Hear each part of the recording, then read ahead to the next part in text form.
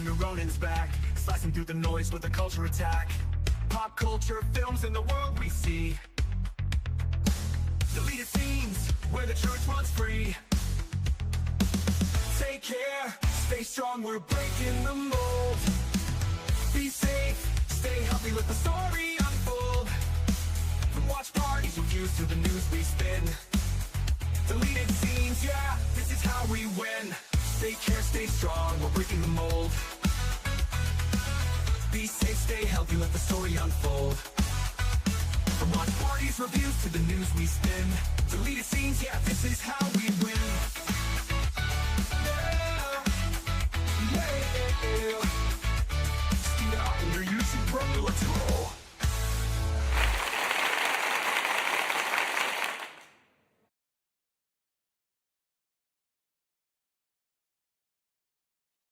Good evening, ladies and gentlemen out there in YouTube land. I am Deleted Scenes, human being American and YouTube Ronin. I'd like to welcome you to tonight's episode of Reserved Seats. Yes, tonight we control the horizontal, we control the vertical. I want to first off say hello to everyone currently following along on X. I can't see you, but I know that you're there. All right, I want to say hello to a few people who have joined us here in the live chat. First one here, channel member JPRPH1, saying justice for Flappy, indeed. Faithful Blue Wrench, channel member The Bird Woman of YouTube, a wide shout for her channel, Fluff Chick Productions. It's Connie Cleary. Bringing the Geeky Geezers raid, last call Trip Chelly. Geeky Geezers 2, Night of the Living Geezers, indeed. His better half, Netters Network, host of Thursday Things. All right. Well, my guest is waiting patiently backstage, so no time like the present to bring him on. Ladies and gentlemen, the host of Geeky Geezers, co-host of Friday Night Last Call, and one of my fellow panelists on Live from Sparkwood in 21. Ladies and gentlemen, the president of the Flappy Fan Club, Rage Boomer. Thank you and welcome. Thank you for having me. Oh, wait. My avatar. What did I do here? Hold on. I'll fix that. Hold on. I thought okay, there we go. It's Flappy. It's okay. It's fine. Anyway, here I am. Yeah, and today I did want to bring up, I think this came about because I had recently taken advantage of a AMC deal that they had, AMC Plus deal. Now, normally, I know I rag a lot about streaming on my channel, but I've always kind of liked Shudder and AMC Plus. If you get AMC Plus, you get Shudder with it, or you get a good selection of Shudder. Maybe you don't get every single thing on Shudder, but you get a lot of it on AMC Plus, or you could just subscribe to Shudder separately. And they had a deal for a year subscription, $29.99. So I figured, okay, I'll take the plunge again, because I've subscribed to AMC Plus and Shudder in the past, and I've liked it both times I've done it. And I thought now might be a good time for us to talk. We've been planning to talk about Shudder for a while, especially a certain movie on Shudder. We have. Yes. Yeah, Shudder is definitely a favorite of mine. One of the reasons being is that they know, who their target audience is. They play to that, and they are also one of the few streaming services that actually releases their content on physical media. Yes. They've always been about physical media from the start. They will, if you see a movie on there, it will usually come to physical media, and not that long, usually within the year, right? I mean, I think they do that. I remember when Late Night with the Devil, I remember I caught that on Shudder, and then I a few months later was out on Blu-ray, so I picked it up there then too. Right. But what's the big movie on Shudder right now? I did watch the Whistle. I don't know if you saw that one. Not yet. Okay, I won't spoil it for you. That's when it's interesting, because there was a movie that's called Whistle that was in theaters, and now it's on Shudder. Daphne Keane, I believe, is in it. And then there's also like a low budget horror movie that is called The Whistler.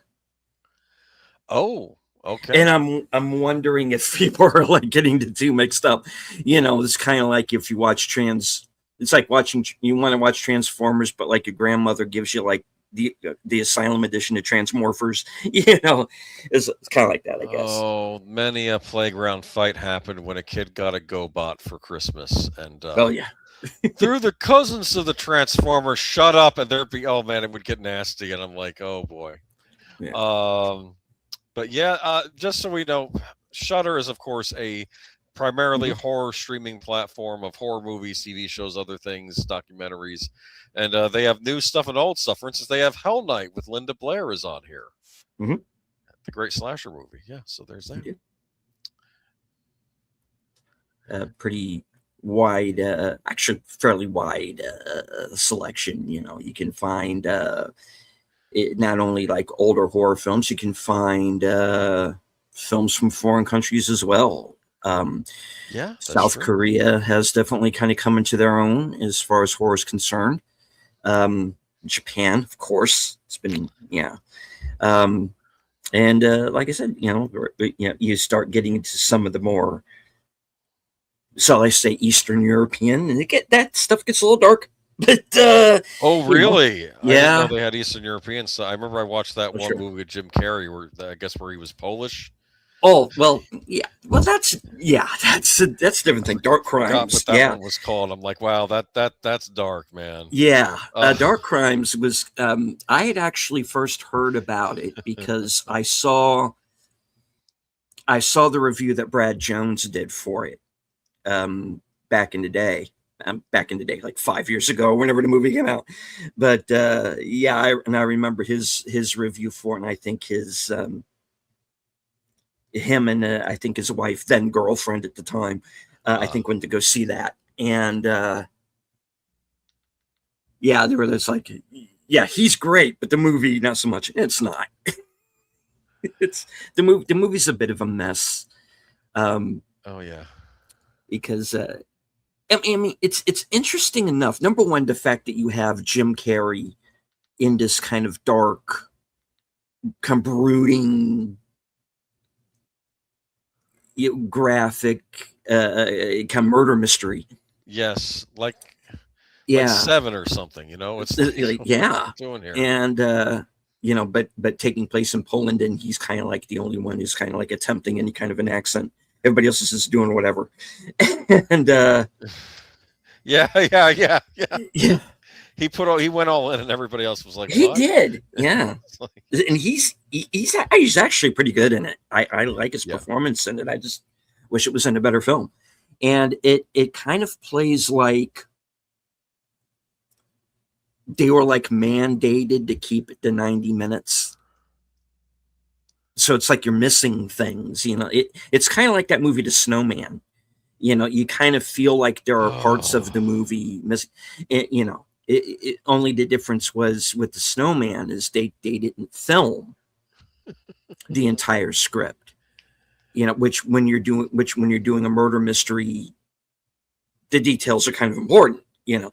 And whereas Dark Crimes feels like there are things that were cut out to keep it to a certain length time, like, because you'll have these characters come and go, and then they disappear for so long that you kind of forget about them. Like they have the whole situation where he has, his mother who is ill, and there's like this brief scene where he goes to visit her, and then she disappears for so long that you forget about her until he goes back and she's deceased.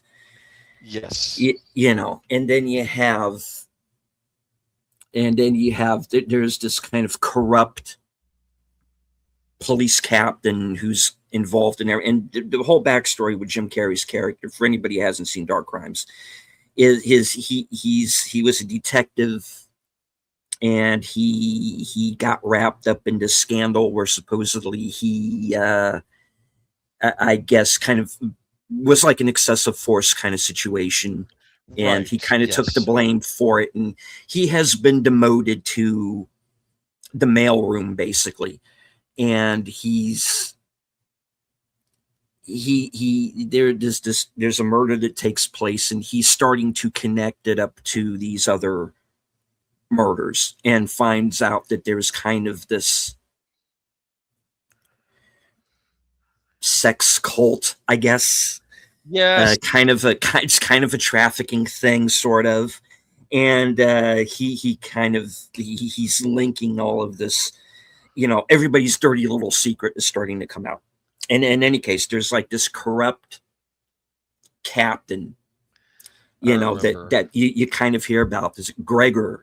Gregor's not going to be happy about this, and Gregor's going to do this, Gregor's going to do that. You never see the guy until like about 70 minutes into like a 90-minute movie, and it keeps getting played like this guy's going to be a big deal, but it's almost like the movie keeps forgetting about him until you finally see him, and there's this scene where he kind of threatens Jim Carrey, stay out of my business and all this. And then the guy just disappears for the rest of the film. It's just like, okay, I guess it wasn't that big a deal, I guess. It's a very odd film that just feels like there's more to it. And, it's too bad, because it kind of feels like there was a good movie in there somewhere. And it just kind of, it just doesn't happen, because the guts have been cut out of it, and you can tell. There's that and the Snowman. But at least we're getting a Snowman TV series. Harry Hole TV series. So that should. That was one of the funny things about the Snowman was, you're trying to take this movie seriously, and the guy's name is Harry Hole. And you're too busy kind of cast, though. Yeah, it did. Rebecca Ferguson. What's his name? J.K. Simmons is in it. I forgot he was in it. Toby Jones. Chloe Sevigny playing twins, but you don't find that out till later, which is kind of a weird thing. And this is again one of those movies that's like edited together by a pack of hamsters. Yeah, and of course the lead, who was Michael Fassbender. Michael Fassbender, yes. Yeah. A very underrated actor. And I agree. But anyway, these are not on Shudder, though. They aren't. So I kind of got us off on a tangent here. But, yeah, we did. I have watched some cool movies on Shudder. Kids vs. Aliens. I really was a big fan of that one. Anyone in the chat watch Shudder? Curious. Yeah, chat.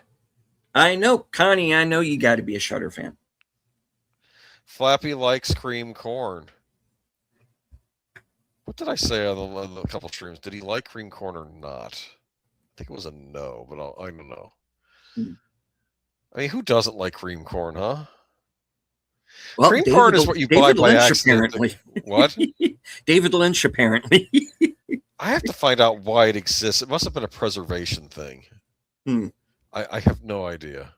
But yeah, I watched Whistle recently. I watched rewatched. Well, we'll talk about that in a little bit. There's something on there called Dolly. I haven't gotten to Dolly yet. I've been hearing I actually heard some decent reviews for it. Yeah. Freaky. Mad God I watched. Mad God, I got in trouble over Mad God. Because Mad God was the first movie that I ever reviewed on YouTube. Yes. And that video is still up. I was doing shorts back then exclusively. And I kind of got in trouble over Mad God because I kind of came off in the video like I didn't like it. Or didn't appreciate it. I appreciate it, and I understand the work that when it was directed by Phil Tippett, and it's this kind of stop motion animation and claymation together, and the artistry of it is fantastic. It is really something to see visually.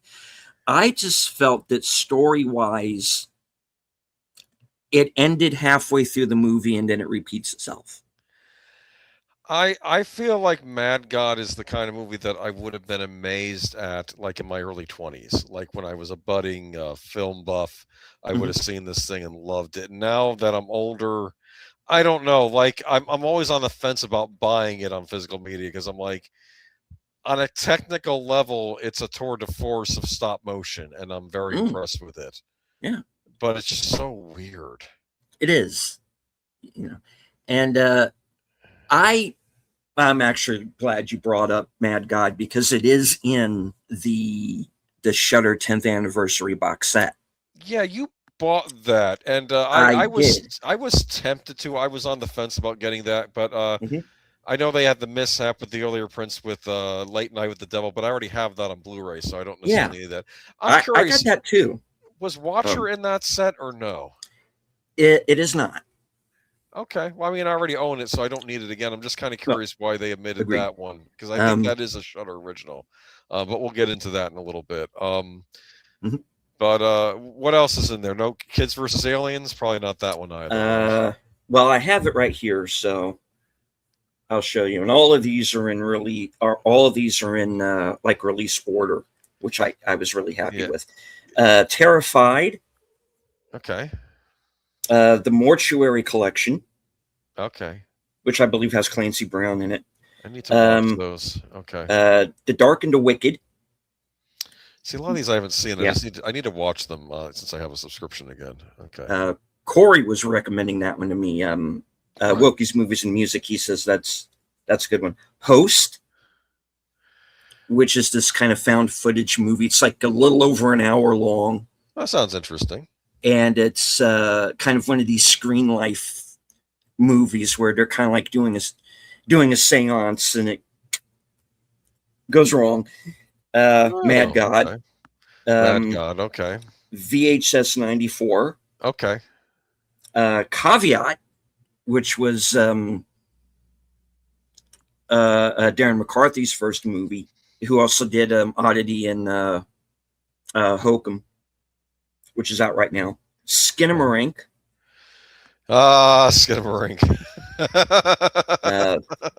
what was supposed to be Late Night with the Devil, but I got one of the boxes that has the role of Jenny Penn in it. But I already had Late Night with the Devil, so You can always just switch cases or make a. You know, you have to get rid of your Late Night with the Devil case and then make up a fake cover for the Jenny Penn movie, right? And then just put, or maybe you'll just leave it as is. I don't know. yeah. What's the Jenny Penn movie like? Have you and- watched it? Is it any good? I haven't watched it yet, and the final Okay. movie is in a violent nature. But yeah,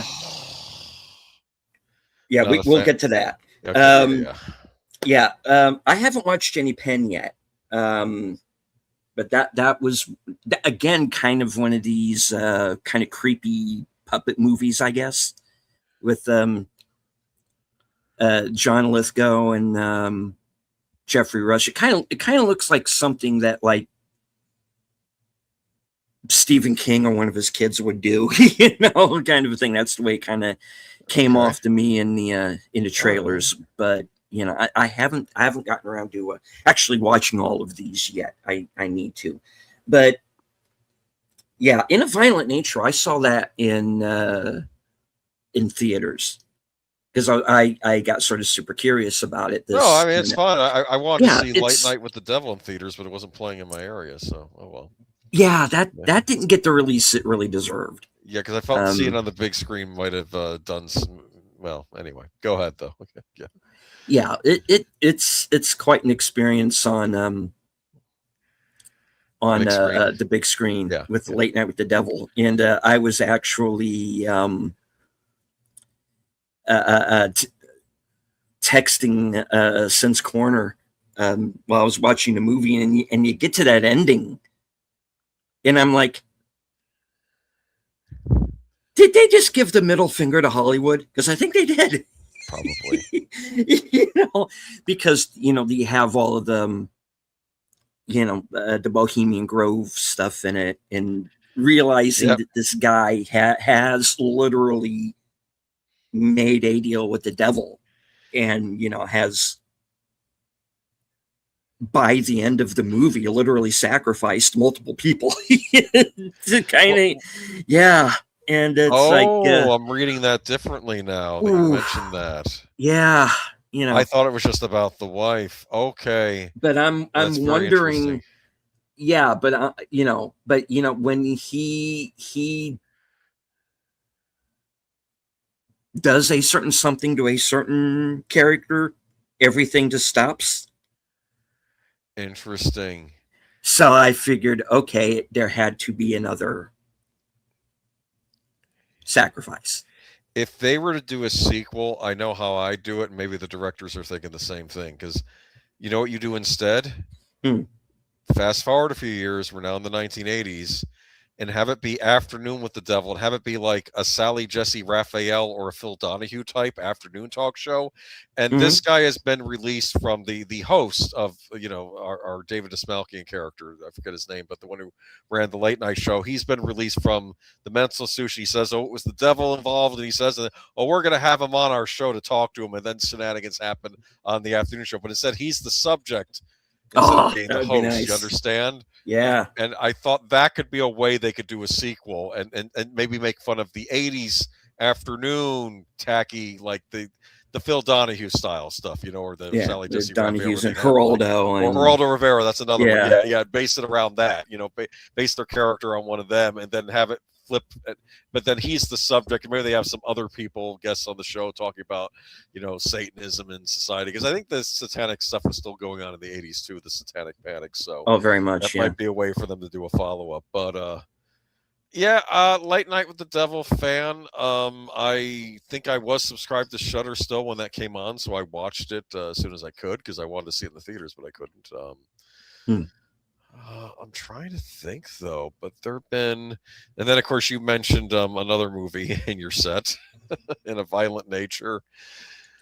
Yeah, I get Okay, why if you that's like it, not we for don't have everybody. to. I'm sorry, I'm interrupting you. Okay. No, that's fine. I You- get why it's not for everybody because because it is this long sequences of this guy walking It's Jason from one place to another. Voorhees. Yeah. And I'm like, It's a movie from the POV of Jason Voorhees. That's what it is. Okay. just you stole his locket. Just give him back his locket. He'll go away. Yeah, but no. Will he though? Because the park rangers seem to think there was this ceremony, there's certain things you had to do because he was getting mad at them. Who was probably a survivor of a previous thing, like a previous movie or story. That's kind of the idea. Yeah. You have the stupid teens, and I remember watching it though. But I'm watching it and I'm like, I know we use this term deconstruction a lot. Like, what would deconstruction a slasher movie be? And I know you think it'd be Scream, but no, I think it'd be this movie where you're just. But some people liked it. It's okay. I'm not picking on it. It was an interesting experiment, but I am picking on it because it drove me nuts. Anyway, oh, here we go. Yes, and says, hello, hope you're all doing well. Can't hang along, but wanted to say that would be a cool idea for a sequel to Late Night. I agree. Yeah, very much. And guys, if you're hearing me, I'm not going to come after you lawyer-wise. Just if you want to do that as an idea, go ahead. Okay, maybe they already are. Okay, because I think they were thinking about doing a sequel, so that's how I would do it. Yeah, I love David Dismalkian. He is. I used to watch the MacGyver series, the reboot, which had a lot of problems. Yeah, but he played the villain, the assassin Murdoch. Yeah. And he was so good as Murdoch on the redo series. He was worth watching him on that show. I mean, this is an actor who could have been the Joker or many other parts. Like, I think he's like kind of like what De Niro and Al Pacino were back in their day. I think David Dismalkian is to us now, and I'm hoping he gets more parts. I don't understand it, and he stars in like Christopher Nolan movies and Denis Villeneuve movies, and he'll be in them. He's just a character actor in them though, instead of being in the lead. I think he needs to be in the lead more. But anyway, that's just me. Sin says he's great in Murderbot. Yeah, I have not seen Murderbot yet. I've read the books, but yeah, I can see him on that show. I always wondered if I maybe misjudged the Murderbot books, because when I was reading them, I was kind of, for some reason, seeing Alan Tudyk in my mind as Murderbot, and then they go in to get like Alexander Skarsgård, and I'm like, Not that's bad. Apparently, I hear he's quite good in the show. I'm sure he is. But I don't know. I was just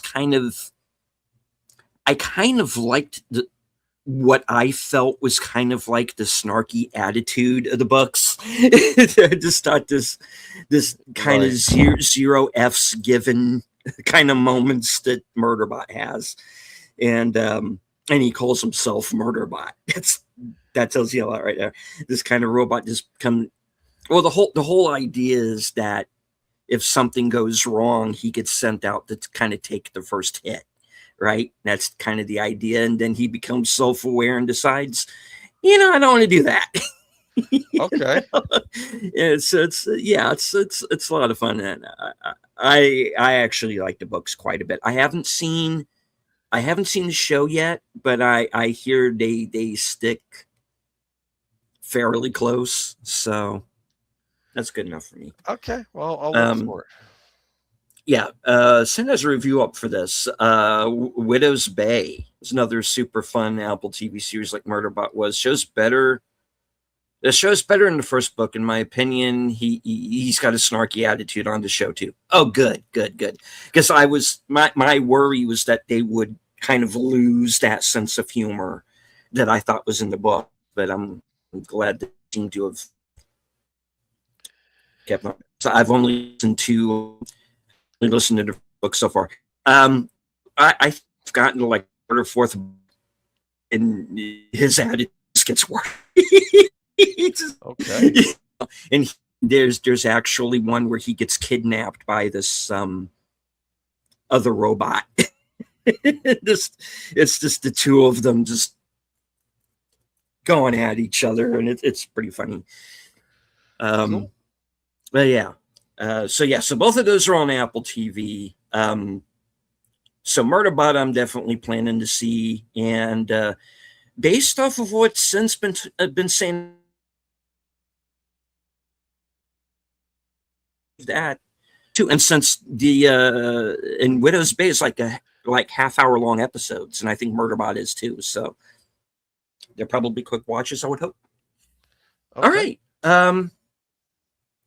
So, one of the reasons why we wanted to do this show is because both of us are a fan of a Shudder movie called Watcher. Yes. And this is Micah Monroe from It Follows and Longlegs, and Bern Gorman, who's this British character actor. He's been in Pacific Rim. There's actually a really good remake of And Then There Were None, where he plays Blore. Okay. And it's again very dark but very good. Because well, the title kind of tells you where it goes. But yeah. So it takes place in Bucharest, Romania, where Micah Monroe's character she's married, her husband gets a promotion, and apparently this the promotion sends them to Romania, of all places. And I'm trying to remember, was she from Romania originally or him? Here's what it is. He is not from Romania originally, but he might have had parents that were from Romania. He speaks Romanian. He can speak Romanian. I think he has Romanian ancestry, whether that be from parents or grandparents. He can speak Romanian. She also is of Romanian descent.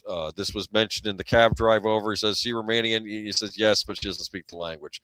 Basically, it's one of these things where many of us Americans can claim European heritage and descendants, but how close are we to those cultures at this point in time when so many generations go by, right? Mm-hmm. That's sort of what I see this. This is a theme that pops up in a lot of Italian horror movies where you have Americans going over into Europe, and it's like, well, they are European descent, but are they still connected to Germany or Italy or any of these other places? And that's sort of what I saw in this movie. And he's going over there for business. In fact, the couple's name are Julia and Francis. All right. Mhm. And he's on their business. I think he's got a good job, though it is a stressful job because I think it's in sales, but it's in like corporate style sales. Like, I don't know if it's like Mad Men or something like that, except in Bucharest. It's Yeah. he's going over there. He gets a nice apartment, and they get an interesting apartment. That's the main focal point of this movie is they get into the apartment after the cab drive, right? And another thing is Julia doesn't speak Romanian, so people will be speaking Romanian, but she doesn't always know what they're saying. And you in the audience, unless you speak Romanian, in fact, I'm kind of curious if someone speaks Romanian, they understand what they're saying, if the movie would have the same impact, right? Yeah. That's one of the things that I did want to bring up and that I made note of was the fact that much of the Romanian is not subtitled. Nope. And it's only until she starts to pick certain words and phrases out that we start to see subtitles. Yes. And I thought that was very interesting because we are seeing everything literally through her point of view. And one of the things that I thought was interesting upon the rewatch was who is really doing the watching, because there are a lot of scenes where it's kind of like she's the one who's outside looking in, and Yes. and that she was, it could be construed that she's being just as much of a voyeur as the villain of the piece. Well, in the beginning, her and her husband are, I guess, doing stuff in front of the window that you shouldn't be doing. They should have drawn the blinds then and there. I don't know why. Well, there weren't blinds. That was the thing. So. Oh, they get them later, don't they? Okay, they get them later. Yeah. Yeah. It's this whole idea. They have this nice big windows. It's an odd apartment. It's nice looking, but at the same time, the walls are kind of thin, so she can hear a neighbor if she's having a fight or getting busy with her boyfriend or something like that. And it's awkward because it's basically, here we have an American and she's in Romania. Her husband is out at work during the day. She goes out into the city. She's taking pictures of what looks like a museum foyer, and then some guy starts yelling at her Romanian, and I'm like, chases her off, and I'm like, can you not take pictures in there? I guess. Yeah. Maybe there's a sign up, but it's probably in Romanian. So what are you going to do? And she's trying to learn Romanian. She's listening to the tapes and stuff, right, or the CDs, and I guess MP3s, I should say, in our modern age, right? But yes.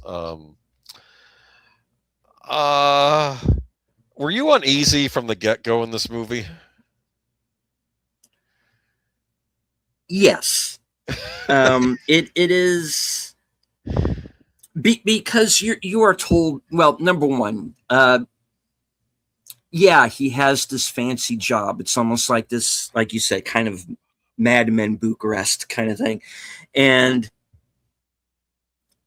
But they are in a neighborhood that maybe isn't the best. And we also have the extra added benefit of, and this is where I think the movie kind of really reminds me the most of Don't Look Now. Because in Don't Look Now, you have this serial killer kind of around the edges of the story. Whereas in Don't Look Now, you have Donald Sutherland, Julie Christie. Their daughter has died in this accident, and they're trying to kind of get past that. Oh, yes, I have the Blu-ray of it. I've been meaning to watch it. Yes. And then kind of around, and that's kind of the main crux of the story, is they're trying to get past, this devastating loss of their daughter. And meanwhile, around the edges of the story is this serial killer it almost becomes a giallo, where you have this serial killer kind of around the edges of the story. And Watcher is no different. kind of the same thing is happening as we are seeing this woman trying to adjust to now being in Romania and not being able to speak the language. We have this character that is referred to as the Spider, who is this serial killer who is decapitating women around Bucharest. And one of these murders has happened like a couple of blocks away from, right, when they're out for a walk, they see the ambulance there. Yes. Yeah. So you have that going on around the edges of the story as well. And it really does lead, like you said, to this sense of unease. This, you could say, okay, is she just getting paranoid, or is there something really going on? Is it all in her mind? Is she being targeted by the psychopath? Which is it, And well, we should maybe bring up, why is she so paranoid? Because when she looks out of the window, what does she see? She sees someone looking back at her. There's someone across the building, across the way, a almost nondescript man. I mean, almost like, well, he was a white man, average height, dark hair. He could be anybody. Yeah. He could be anybody in the city. It's really weird. And Mark Malakov said, he dealt with that himself. He has ancestors from Russia and Ukraine between late 1800s and 1905. I'm American. Well, son of my ancestors. And that's how a lot of us feel. Yeah, it's like you become an American after a while, and you still honor where you came from. And but it's this weird thing. Like, she's not being disrespectful to Romania. She's curious about it. She wants to learn, but it's like she's over. But plus it doesn't help the fact that the husband's at work all the time, because he's trying to impress his new boss. He's not sure how he's getting along. He made an ally at work, it seems, but like the big boss, does he like him or not? Do you understand? It's just, and meanwhile, she's stuck at home. When she looks out, she sees this guy staring back at her, and she can't even really see what he looks like. And then it becomes, is he really staring at her, or is he just looking out, right? And she does a test. Am I getting too far ahead? She does a test, right? Right. She's like, F this, and she decides to, during a storm, she sees him through the rain, and she raises her hand. And what does he do? He waves back. Yes, at first you think it's not going to happen, and then he waves back. Yes. Yeah. Because even then, you don't know at first if he's really watching her, or is he just some guy who, like she was doing at the beginning, just looking out the window. Hey, I got a window. I want to look out of it. And it does have this rear window kind of quality to it too. Very kind of very, like I said, voyeuristic. And well, it's modern cities, right? Like you have this nice big window. Imagine if you had a nice landscape and it's just another building with windows on the other side. I mean, it's what are you going to do? What can you look at, right? And it's and of course, I'm trying to think. Is this is the next day when she decides to go out and she goes to catch a movie? Is that right? Am I getting things out of order? You took the notes, so don't. If I'm getting I was kind of going. All right. Well, I actually started from the beginning, and we can start from the beginning again. Yeah. Okay. Well, we can start when they take the initial cab ride. Was it just me? Check me on this. Yes. Was it just me, or is the cabbie that they talk to not the guy who drops them off? Oh, because he looks different to me for some reason. I don't know, because when I was watching it again yesterday, I saw him. He was looking at himself in the mirror. You see his reflection mirror. He does that conversation with, "Do you speak Romanian?" And she's like, "Oh no, I don't." And like, "I'm Romanian, but I don't speak it." And then he says a bunch of words and then the husband looks uncomfortable or something. And then like what he say? What he say? And he says you're beautiful. No, I just think you're very beautiful, and which she is, and that's Yeah. probably all he said. But we don't know specifically. Yeah. I'll take him at his word. He seemed to have a nice look on his face, and I'd like to think he didn't say anything too disparaging, or maybe commented on her, something else about her. I don't know, but because again, it's not just the fact that you're dealing with a language barrier when you go to someplace like Romania. They're how can I put this? Their rudeness and politeness, what we might find rude here or polite here, might be different over there. Do you understand? Mhm. It's their mannerisms, like how do you carry yourself, like there are things we do in the States where if you did them in Japan you'd get shunned. Like apparently walking and eating in Japan is considered a faux pas. Like if you're eating something while walking, whereas and it's not the only thing. It's not just about the language barrier. When you go to another country, you have to make sure that you're not social niceties, that you're somehow adapting to those as well. Yeah. And that's one of the things that she sort of has to another thing that she kind of has to navigate around. And this is bugging me. I'm gonna put that scene on in the background. I'm gonna see if it's the same driver now. It came off like it looked like it was a different guy to me for some reason. And I could just be mistaken. Is that on purpose, or is that because they didn't have the actor? We don't know, right? We don't know. Did they like stop and get another cab? I don't know. But deleted scene where he gets out, just pull over. Like I didn't like what you said about what he say. Oh, it's nothing, hon. It's not. Don't you were because of course the husband is not telling her everything either, which I think is kind of rude. What are they saying? And this movie is uncomfortable. It is. It does very much have this kind of sense of dread to it. Because one thing that I wrote down, and I'm trying to figure out why I wrote it down this way, because I just wrote down a bunch of one-liners and I didn't explain myself. And one of the things that I wrote down was Cage, Madigan, and Navarrete. Okay. Number one, I was also thinking Longlegs, because the whole idea is that he's the man downstairs, right? Because he's been hiding in the basement the whole time. Sorry if I'm giving away Longlegs, but so he's in the basement.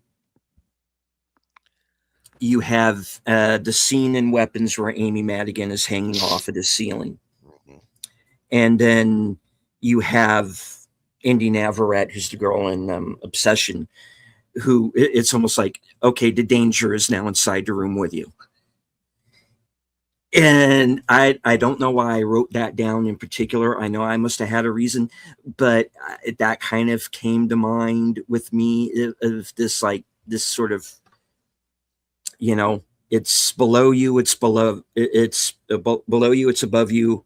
Now it's in the room with you. And that's kind of what this movie kind of feels like, and another thing that I wrote down was it's really a vampire story. And there are references to vampirism. It has to be because Romania. And there's like a couple of scenes where there are like these little kind of Dracula figurines that seem to be popping up. She buys one for her husband as a housewarming present. Yes, but I kind of see it as a vampire story, because it almost is like she is very slowly having her life sucked out of her, because she's just getting increasingly distraught and increasingly paranoid, or is she paranoid enough? And that's kind of the way that I was seeing it. It was this.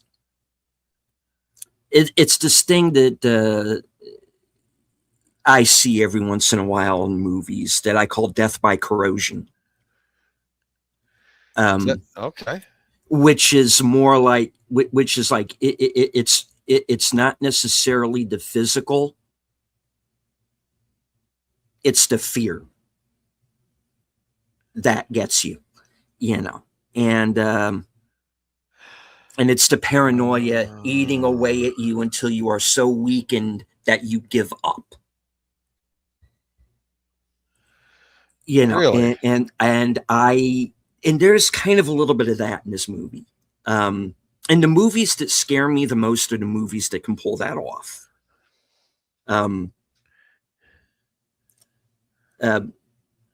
Poughkeepsie Tapes is probably the most kind of recent for me. Ooh, yeah. That's kind of the idea of that. The phrase itself actually comes from the remake of House on Haunted Hill, where there's a character saying there's nothing physical, it's the house itself. Death by corrosion, and that's what will kill you. You know, and I'm like, that's actually a very good, very creepy idea. And and the movies that scare me the most have that sense of dread to them, that, you know, there is no escape, and then your own mind is going to start eating away at you. And that kind of starts to happen here as well. And that's kind of why I call it a vampire story, because it kind of feels like, instead of some vampire coming in and sucking her blood, it's the dread, it's the paranoia, it's the fact that there also seemed to be something of like a class thing going on too. Am I the only one who picked up on that? Because every time she's like the guy chasing her away from the museum or whatever, or, you know, when they have that big shindig where his boss is there and everything, and she's kind of not quite fitting in there, and it is this weird sort of this idea of being kept down. I don't know what the class thing is in Romania. I don't know what they think of Americans. I don't know what it's like over there. I know there are certain countries in Europe where if you're not considered part of their in-group, they'll look down on like an American for, you know, because of course we may be made up of several European or even other you know, ethnicities inside us in the United States. You know, because I know off the top of my head, I know I'm English, Irish, and German, probably some other things in there too. What I'm trying to think about though with this though, is there a class thing? Is it again that, or is this on her? Is this this what's driving me nuts here? Because I'm actually trying, believe it or not, am trying to be fair to the Romanians in this movie. Are they acting out of character for their own society and how they do things? And like, I'm trying to think specifically, what have they done? That's my point. No, I mean, they're not really doing anything. They're not really doing anything wrong. It's just that they kind of come off like they're like everybody else. You know, you got good people and you got bad people, you know, and it just turns out that, you know, the worst guy in the movie is not Romanian. You know? So there's that, you know. Think about that. What's interesting about the one scene with the boss, the boss is just a scary character because her husband's trying to impress him. And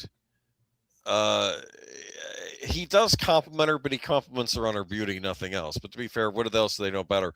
What is her career thing? She used to be she was an aspiring actress, but she gave that up. Like what is she doing with her life at the moment? You know, I mean, it's you know. Oh yeah, go ahead. You know, how long ago was that? Was she like the character in Lucifer, where she was in like one movie that everybody remembers and then nothing else after that? We don't really know because we're never told. Failed the audition for the local community theater? I don't know. They don't say what she does. Has she been to university? I don't know. You know, and that's part of what could lead you to think that, can we rely on, is she a reliable narrator? Because that's what we I don't wonder in really the movie. know all that much about her either. And that's why you can kind of throw her in as, and hello to Outlaw Bill. I don't want to ignore you. Good to see you, sir. Glad you're here. And so the idea is that, is this an unreliable narrator situation? Is this in her head? Is she acting to draw attention to herself? You don't really know at first. I don't know, because obviously she's an American, and this Mhm. isn't even like regular Europe. This is Eastern Europe. That's a whole Mhm. nother can of worms. And I don't know if it's just her getting used to the surroundings. And when I look at the European, I mean, there's a slight brusqueness to them, but I don't think anything they do is mean necessarily. That's what I'm saying when they're talking to her or anything. There's the landlady who, there's that weird scene where she comes back to the apartment, and there's some guy standing in the doorway, right? Yeah. And then she explains, "Oh, it's the lights." And Yeah, the landlady yeah. doesn't speak any English. Some of the locals do, though. What was I going to mention to you, though? I did check on the cab driver scene. Mhm. My answer to you is I think it's a different cabbie, but I don't know, because part of the problem with the cab driver, when we're watching the scene, all we see are part of his face, the eyes, the nose, maybe a little bit of the mouth. But it does seem like the guy that comes out of the cab is younger, but it throws me off. I don't That's know. the thing. Yes. Yeah. That made me think it was a different guy. It could have been, but I don't know. Or maybe they're just doing that to mess with you. Again, because it is that sense of disorientation that you do have through a lot of it. And it is, just, how there are certain places that seem to be almost deserted. The fact that they have the scene on the train, and there's like hardly anybody on this train, and the train cars are just seem like they're huge. A lot of space, too much space. I mean, on the one hand, it seems nice that there's all this space in the city. Yeah, but like, at the same time, when they have that conversation, and it's like, okay, there's not room enough. Yeah, we'll get into that. But where are we though in the story? Like, have we gotten to the part where she's out and about town yet, or anything? Okay, so she's kind of out and about, and she gets, and I kind of get mixed up at which point is which. Well, she goes out a couple times. She goes out a couple of times, and there's the scene where she gets thrown out of the museum, or what, chased out, really.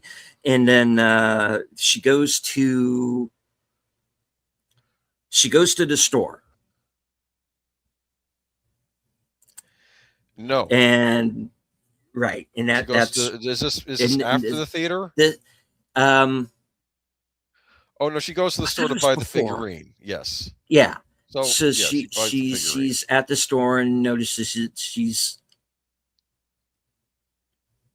And again, at that point, do we know if he's following her, or if he's just a random guy, or, again, is she being paranoid? Because you got to understand, there's also this, like we said, there's also this serial killer, and once she starts seeing the guy across the way who waves back at her when she's getting followed in the store, is this the guy? Yep. So that plays. Wait a minute, you're talking about when she's in the grocery store? Yes. Let's rewind, because she goes to the movie theater first. She goes to see. She sees Charade is playing. Right. Which I think was that Alfred Hitchcock who did that. maybe No, not. I know. Charade was Stanley Donen, I think. Okay, but I'm confusing it with Cary Grant, yeah. Audrey Hepburn. Yeah, I'm confusing it with the one about the thief.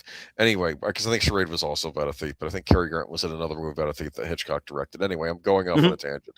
Okay, so she goes in to see Charade, and she sits down in the theater, and it's somewhat empty. There are a few people in the seats, and she's looking around, and she just sees some guy staring at her. It's not the guy from the window, though. He's just like, "Why are you looking at me?" You know. So she goes back to looking at the movie. And then someone comes into the theater, correct? Mm-hmm. And sits right behind her. Right. And then he kind of leans out, almost leaning toward her, and then she just freaks out and leaves the theater. Mm-hmm. This scene is the one scene in the movie that kind of bothered me. And I'll explain why. If it is this guy who she thinks is watching him, I think that's too forward for him. I would have preferred it if it was supposed to be that guy, which I think it was, that he would have sat, like, he could even have sat in the row behind her, but maybe a little further off. Do you understand? Mm-hmm. I think that was too obvious for him to sit directly behind her. For some reason, this one scene of him sitting directly behind her, I think it kind of throws the movie off a little bit. I don't think it's him. You don't think it's him? I don't think it's him. It may not be. You're right. It just looks it looks like a bigger guy. It may not be him. That was my other option. So if it's not him, but maybe she thinks it could be him, but then she goes into the store, right? Mm-hmm. Okay. And then the guy comes in, because you're right. I don't think it could be him, because how could he have then gotten up and just acted like he was doing a normal grocery order? It seems odd. Mm-hmm. So you're probably right. The guy behind her probably wasn't him. We couldn't get a good look at him, though. That was part of the problem. She goes into the grocery store, and then the guy comes in behind her. Now, my thinking is so doesn't she almost go up to the register to buy cigarettes even though she's given them up? Yes. And then she's like, "No thanks," and then the cashier kind of just shrugs it off or something. The cashier looked a little annoyed. Yeah. But that's the one thing I'll say about the people. Everybody just looks kind of annoyed. Everyone in Romania looks a little annoyed. That's what I say. Like not that they're going to be have outbursts, but they always have they look a little annoyed at her sometimes. But again, it could be that she's doing stuff that in their culture is considered like these little faux pas that she's unaware of, and I don't know, because I've never been to Romania. I don't know how Romanians act. I'd love to hear a Romanian's take on this movie, actually, to see if it was accurate to Romania, or is this now being filtered through the eyes of an American, even though it's an American of Romanian descent, and how they're seeing the whole adjusting to their new surroundings. I mean, when we first moved to Florida, I came from the Northeast. I had culture shock down here, but this is still within my own country. Do you understand? Right. So you can get that even in the United States if you move to a different state. So anyway, so she's in the store, right? Mm-hmm. What is she doing? She's shopping, right? Mm-hmm. Yeah. She's taking cans off the shelf. Sort of, yeah. And then she sees someone else is in the store, right? Right. And it's this actor that I think I've seen in other movies, but I can't quite put my finger on him. Yes. And that's when we finally, for the first time in the movie, see Burn Gorman. And like we said, he's in Pacific Rim, and he's been in. So he's in Dark Knight Rises. And he's one of those guys where you might not know him by name, but you've seen his face everywhere. You've seen him. He's one of those guys. I've seen that guy. And but this is the first time in the movie where we see him. I don't think we get a clear look at his face, though, even in the store. We do. We kind of see him from the side. Okay, again, it's still kind of oblique, but that's the first time in the movie where if you've recognized him from other stuff, you go, okay. That's him. All right. And so she is panicking. She's trying to walk away from him. Mm-hmm. Again, is he following her, doing his own stealthy thing while pretending to be grocery shopping, or is he just doing grocery shopping? I don't know. No. She panics at one point and knocks over a jar of pickles, and then runs into the back, right? Runs into the area where This kind of employee backroom the employee area. probably Yeah. leads to the Storage butcher room, part, or storage rooms and stuff. And she's looking at him through the window. And is he almost looking at her? But maybe he's about to turn, and then she gets interrupted by an employee, and he's like, and he says something in Romanian, which I assume is, "What are you doing here?" Right? Mhm. And she goes, "Do you have a back door?" And he says, "Yes, that way." And she gets out the back door. Okay. Right. Yeah. So then she gets home. But the thing to understand there is he doesn't do anything to overtly put himself under any kind of suspicion. No. Again, this could just be her own, paranoia working on her. Yes. Mhm. I'm trying to think what happens next. She gets home, right? Mm-hmm.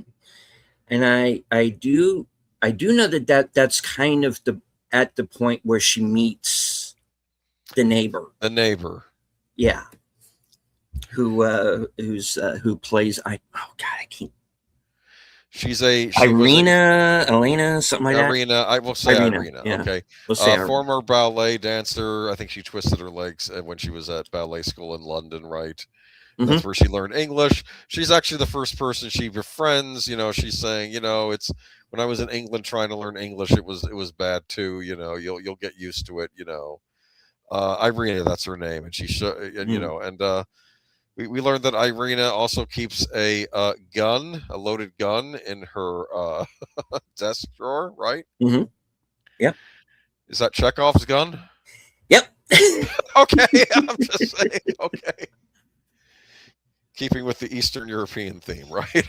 Yeah. Okay. All right. If Russia is still considered Eastern Europe, I don't know if it is or if Russia is considered Russia, but anyway.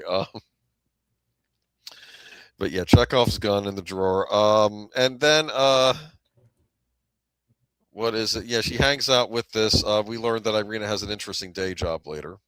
Yes. And we also come to find out that there's another character that also has a very interesting day job as well. So, what do you mean? Well, because he's also there. Oh, that's he's the cleanup guy at the. That's right. He's mopping the floor. Yeah. Yeah. So it's. Well, and this all starts because she starts following him. Now, I think, before anything starts, I think she complains to her husband, right? She goes to Francis, say, "Hey, this guy's stalking me." He says, "Well, did he?" And I'm trying to think, is he being a jerk? Maybe, but at the same time, what does she have? They decide to go. They decide to go down to the store, right, and look at the cameras, right? Mm-hmm. And again, it's kind of inconclusive because she's saying he's looking at me, but she wasn't looking at him long enough because she gets interrupted by the employee to see if he's looking over at her or not. Yes. He sees the broken jar on the floor. He could just be looking around for like an employee to say, "Hey, there's something on the floor." No.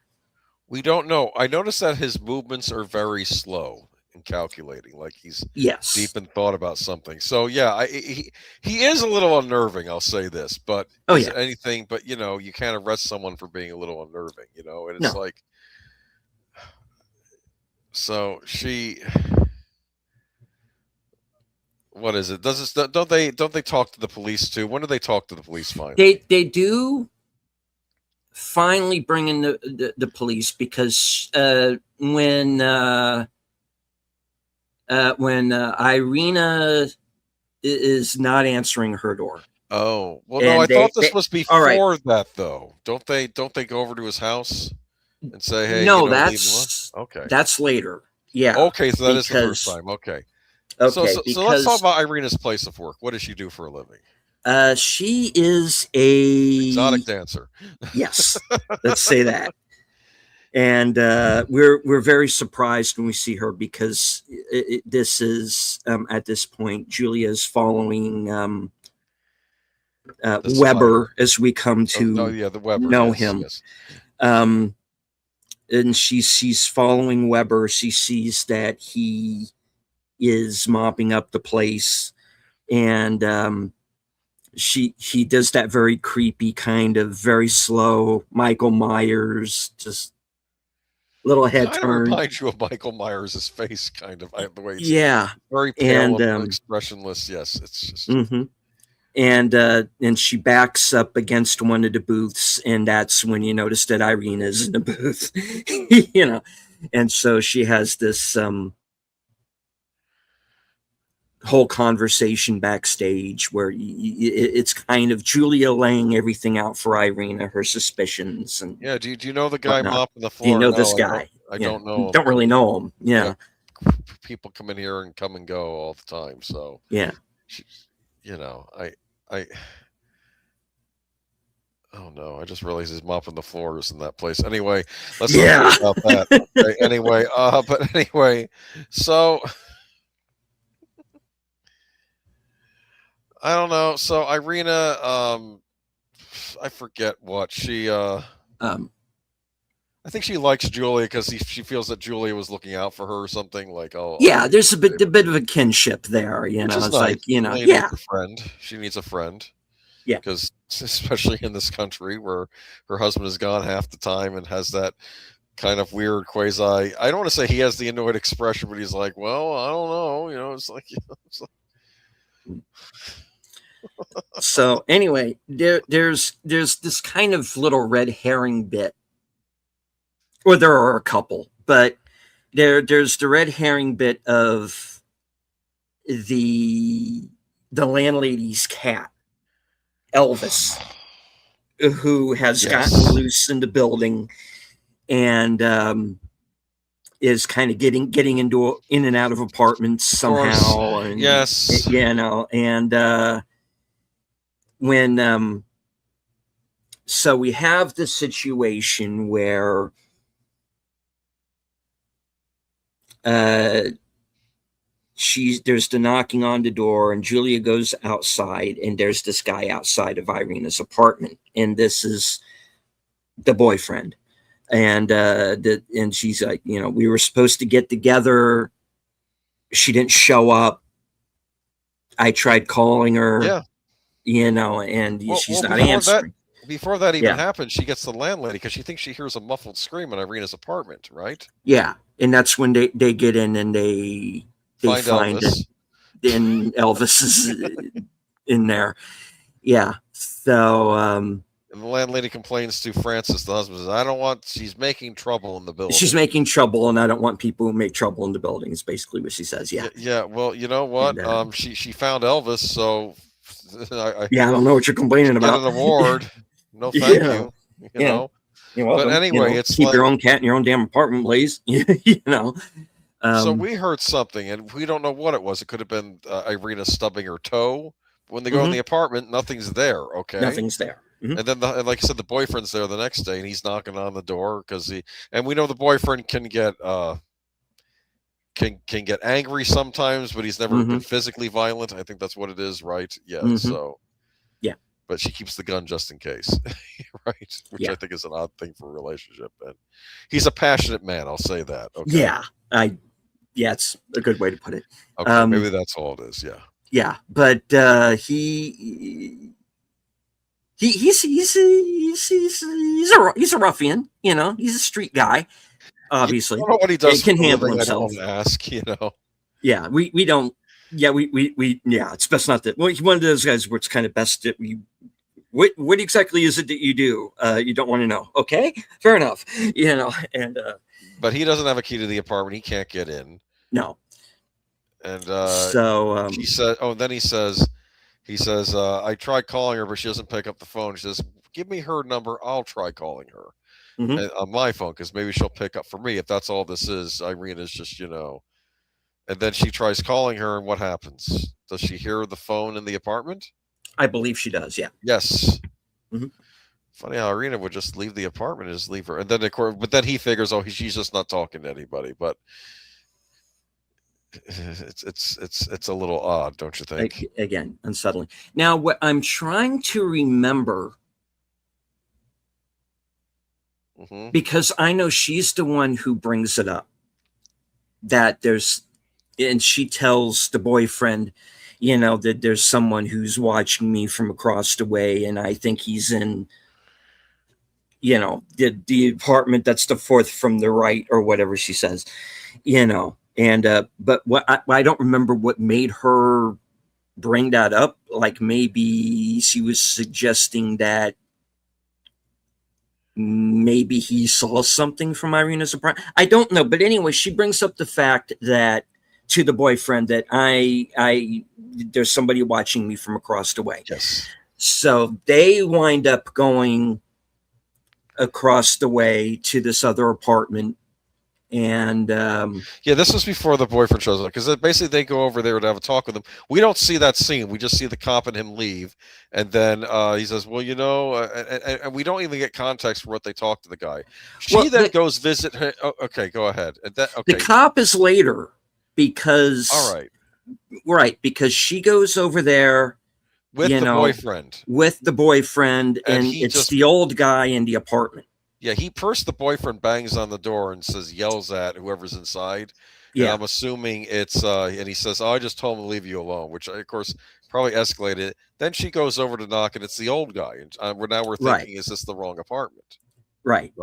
But yeah, and that's when Weber shows up in the at her apartment with the cop. Well, first she sees him in the elevator coming up before she. Yeah. He does. Or was he going up the stairs? And then he's coming up the stairs, and then he looks at her through the thing, and that's when he what is it? Then they have a thing with the cop showing up, and the cop just look. This needs to stop. You two. And we find out the old guy is his dad, his father, yes. So she did, after all, have the right apartment. She wasn't wrong. But the point is at that point, Weber makes it look like, all of the harassment is kind of coming from her, which at this point is what it looks like. It could be argued, because she was following him around the other day. She's going over to the apartment. The guy's banging on the door, and the cop's like, look, why don't we just chalk this up to a mutual misunderstanding? And then they have to shake hands, right? She's still creeped out by him. Says, "Tell me when they leave." Okay. Yes. Yeah. And so they do that. And then they have the scene where they have the shindig where she's meeting the boss and all the guys that he works with, and they're talking about how they caught the spider, right? And that's when we find out that the spider, this serial killer, has been captured, and that it was the guy who claimed to have found the most recent victim, this plumber. So it seems like at that moment, it's kind of looking like, okay, crisis averted. The spider has been captured. Yes. Case closed. She's more or less patched things up with Weber. All just a misunderstanding, and then she, there's that whole thing where she kind of leaves in a huff. And it's because she's listening to them talk, because he's speaking Romanian to the rest of them, and she thinks he says, and he might have said this was, well, she has the spider to keep her company at home, and that was, she gets mad, and she slams she's drinking a lot of champagne too. She slams one of the glasses down on the tray and knocks another one over, and it's this little scene. Yes. Okay. Yes. So she takes off and eventually gets to the train station, where she hears a noise and again begins to think that, okay, there's somebody else on this platform, and she looks around and she doesn't see anybody. So she gets onto the train with the enormous train cars that look, it's almost like no, I'm serious, this thing looks like the TARDIS. It's bigger on the inside than it appears to be on the out. That's all I'm saying. There's some weird yeah, I believe some kind of vagrant maybe on there. He's talking to someone who's not there. Yeah. Okay. As you usually find on trains these days. Yes. And in various modes of public transportation. And she looks into the next train car over, and who does she see? Neighbor from across the street. Our pal Weber from across the street. And and then they have the whole, again, very creepy conversation. And it doesn't start out that way. It doesn't start out that way. No. And who sits behind who? Does he sit in front of her, or does she sit in front of him? No, he comes and sits in front. But I think he's just saying that the train is stalled, probably an animal. Because the train stops on the tracks, and he explains how he people watches, and and he fantasizes things happen. But then one time when I'm looking down and I see you wave at me, I thought, wow, maybe this beautiful woman would actually notice me and wave back at me. He does this whole thing. And we're sort of getting in his head a little bit, and maybe he's just a sad, lonely man who has to take care of his sick father. Fine. But then he says something, but what does he say? He says, I know we shook hands, but I think what I really want is an apology. Remember when he said that? And he's holding onto a bag, and you're wondering, is there a head inside the bag or not, right? Because the way it's shaped, it may just be groceries, or it may be something else. I don't know. And then I think she finally says, I'm sorry, real quick, and gets out of there. Is that what she does? Does she apologize? I'm trying to remember now. I don't believe so. Okay, maybe if she did, I don't recall. Yeah. Or she did it hushed and she got out of there. I don't because at that point I'm trying to figure out what is in this bag, because they keep cutting to it. Again, adding to this kind of overall sense of paranoia that is throughout this film. And it's not very long after that we have our final confrontation. Now, remind me, what made her go back inside the apartment? Her neighbor's apartment. First, she's packing up. She hears music coming from Irina's apartment. She thinks, oh, maybe Irina is home. Do you understand? Because there's this big mystery about what's going on with Irina. Did she just get angry and leave? Is she there having a fight with her boyfriend? We don't know. She decides to go in because she hears music playing, which I want to say it's a Romanian version of a famous Hollywood song. I think do like that. She goes in there, and I believe that's when our friend decides to put a plastic bag over her head. Correct? Yes. Well, before that happens, what does she see? She walks into the room and she sees Irina, or what's left of her. Yes, who has been killed in the same style that the spider has been doing in his victims. And that's go ahead. And maybe this is what you were about to say. This is, to me, bad timing on Weber's part, because if he had done this earlier, you could just blame everything on the spider and get away clean, really. Question. Yes. Why do we think he isn't the spider? Because they caught a guy who had this woman whose murder clothes in his apartment. Maybe he's just a pervert. When he was cleaning her pipes, he decided to steal some undergarments and throw them in his apartment. Okay, that could have all been what that was. We don't know. That's the problem. Yeah. Because they didn't find bloody garments. They didn't say they have found blood or they found DNA. They said they found the woman's clothing in his apartment. He could have You just know, been he could have is been some weirdo, but not necessarily a killer. Do you understand? or maybe he could have just killed that one woman and maybe not the rest. I don't know. Or it's It, possible Weber is doing this for the first time and because he finally snapped. I don't know, but part of me thinks no. he is the spider. I think he's the spider.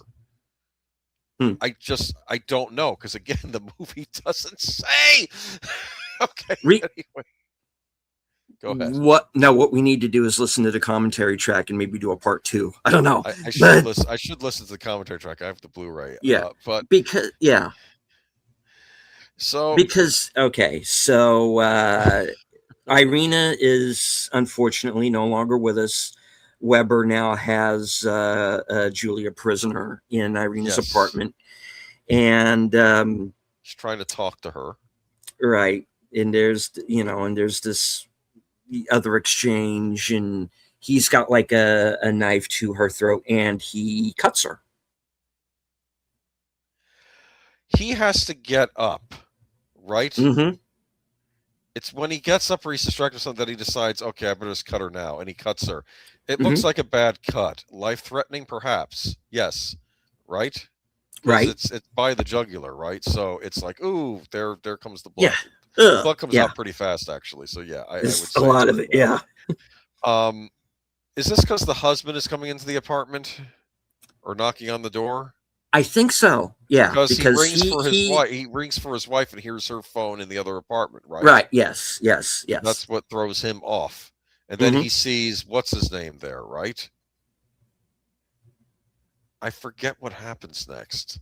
Well, okay. I know he closed. I know somehow something. Right. So okay. The husband walks in. Francis. He walks in. He sees that she's got her stuff packed. He sees this as for what it is. That she's going to bail. And then I think he does try to call her, and that's what. And he hears the phone on the other side, because she at that point, after she's cut, she's tried to crawl away, and it appears that she is dead, and the killer Weber is just kind of he's kind of like I think this is what happens. Okay, I think I'm trying to reconstruct my memory of this. What I think happens is the husband knocks on the door, nobody answers, then he leaves, and then Weber comes back into the room. I could be wrong there because I know he seems to watch her bleed out and die. Correct, like she's crawling on the floor.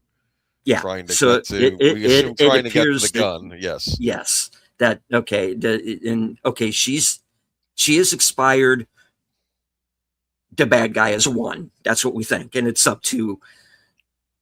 We think at that point that Francis is the only other one left. So is he going to go over there and kill him, or is he going to find out what's going on? And are they? You don't know. There's a whole lot that's going on right now. So Creeper walks out, zips up his thing, and Francis sees him, and he just like, what are you going to do? Oh no, there's another thing. After she bleeds out, I forgot the scene. He looks up. This is why he has to leave. He sees a little girl staring at her. Oh yeah, he sees the little girl from across the way. He's being watched on after he just did a murder. Yes. Yeah. And part of you wonders, is he going to go over to that apartment to take care of the little girl next? I don't know. Because she's a witness from across the way now. Mm-hmm. So what does he do? He comes out. He zips up, and then I think Francis sees him. Correct. He does. Zipping up. And I don't know if he's going to talk to him, have a confrontation, and then suddenly shots ring out. Kablam. And 2 shots go off, and Weber is down. And is he dead? I think so. Okay. He's shot in some odd places, but again, Julia's probably never handled a gun before. So I know she hits him in the shoulder, but then she hits him somewhere else. So she might have gotten him in the heart or someplace critical. I think the landlady screams. Does she see what's going on? Right? I don't remember if she's in that scene or not. Okay. I think she is at the end, where she runs away or something. Yeah. Yeah. But So Julia has dropped Weber, and how she's alive It's and possible that standing, I don't know. it's possible the wound wasn't as severe as we thought. That's what I'm thinking. I don't She just know. kind There's of a lot looks of at her blood. husband, and then cut to credits. Cut the Right. credits, and the movie is over. What's the theme of this movie? Believe all women, as they were saying years ago. I don't know. I'm just the director. Who's the director? The director is um, Chloe Akuno, right? Okuno, Yes. yeah. So I am. What have we learned? Believe it or not, it's not a violent movie up until the end No, because you're just seeing things alluded to. You think it's a more violent movie than it is, but nothing actually happens to like the last 10 minutes, right? right. I mean, it's like, You know, and this is like a 90-minute movie. It moves at a pretty good clip. You know, it doesn't really waste any time. There are no real. I didn't think there were any scenes in it that were wasted, but there are things that you do come to question. Was Weber really the spider? I'm leaning know, toward yes. Because he knows how to do it. He knows how to cut a woman's head off. I don't think that's his first outing, but maybe it was. I don't know. Like he did tell her that he was hiding in the closet with the dead body when he was. Yeah. Yes. Well, there. Yeah. So you have that very creepy kind of point. If only Elvis could speak, he could have told everybody trapped what in happened. the closet woman. Yeah. Exactly. Elvis has entered the building. But yeah, so you're kind of left at the end with who was the real watcher, because there is this voyeuristic thing through the entire movie. People Julia, in each other glass. She's too pretty to be a creeper. Come on. It's this whole eyes are to the soul thing that's throughout. Everybody's watched. There's surveillance footage. There are the glass booths that the women are in at the club. I didn't even think about that. And they're in glass. That's a good point. Yeah. So there is a lot of this almost this distance that is between all of the people and I think that it is that isolation that makes Weber snap, and I think and the fact that he takes the job that he does, I think he's trying to, in his own sort of sick way, try to reach out to. He kind of reminds me a lot of the Frenchman from the first episode of Millennium.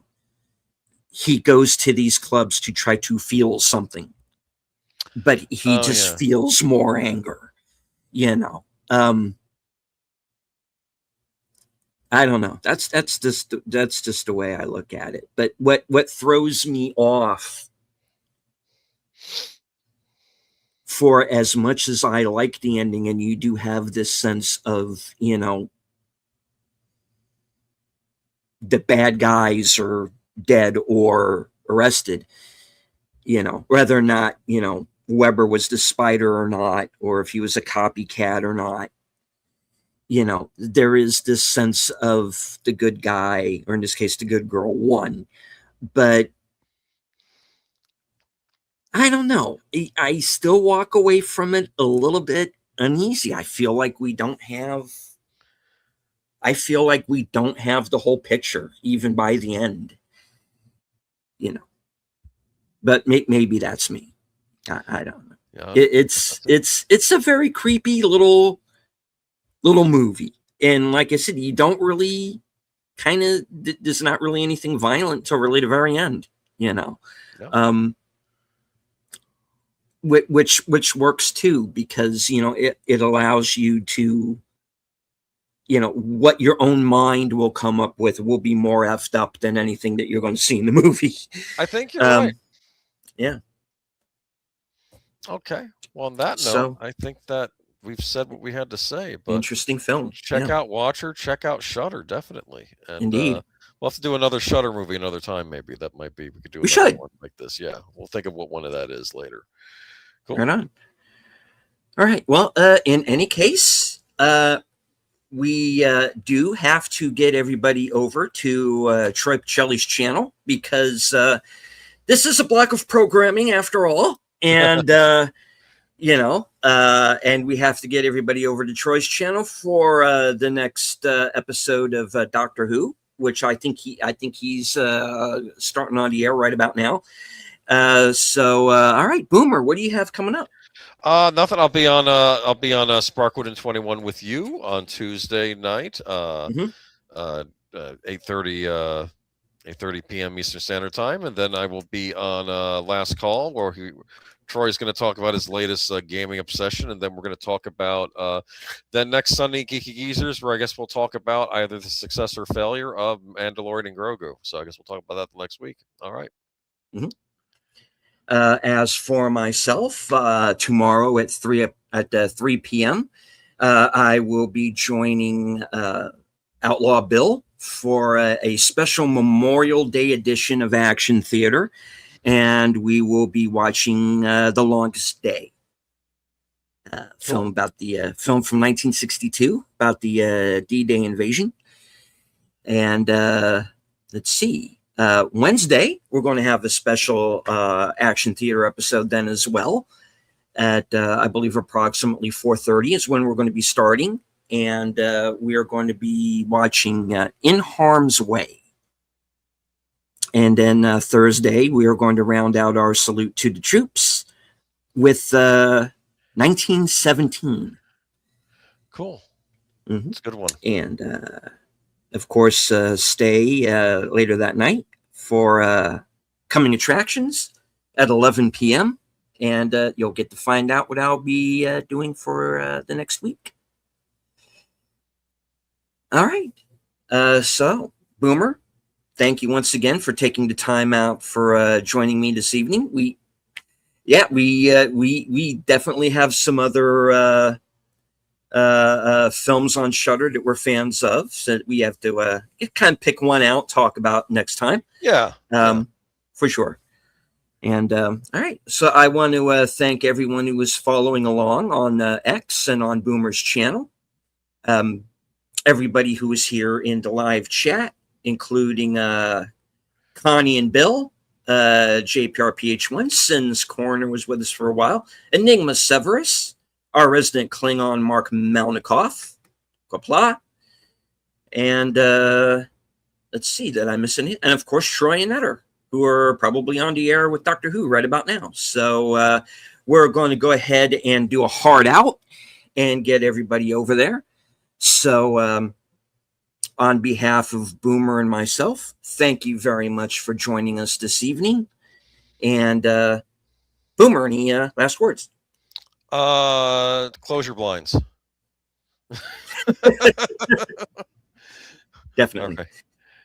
And as I always say at the end of every broadcast, from HQ and all points north, south, east, west, and beyond, good night, take care, stay strong, be safe and healthy, because this is how we win.